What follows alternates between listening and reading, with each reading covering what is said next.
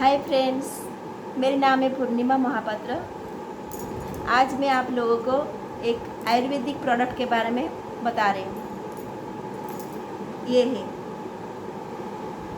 वो आयुर्वेदिक प्रोडक्ट कफ नीट।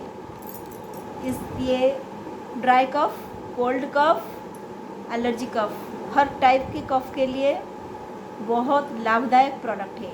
इसको बच्चे और बड़े सब इसको यूज कर सकते हैं। ये हर घर में होना चाहिए। बच्चे इसको सुबह शाम एक एक चम्मच और बड़े सुबह शाम दो दो चम्मच खाना खाने के बाद इसको ले सकते हैं।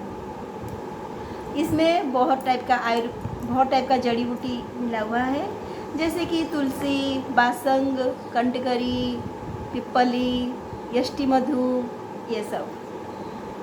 और ये प्रोडक्ट में एक खासियत ये है कि ये अल्कोहल फ्री है और शुगर फ्री है।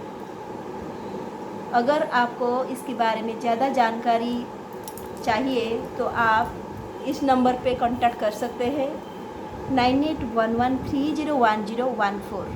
नहीं तो आप कमेंट में भी पूछ सकते हैं। ठीक है फ्रेंड्स, हम लोग बाद में मिलते हैं और एक नया प्रोडक्ट के साथ। Till then bye bye, thank you.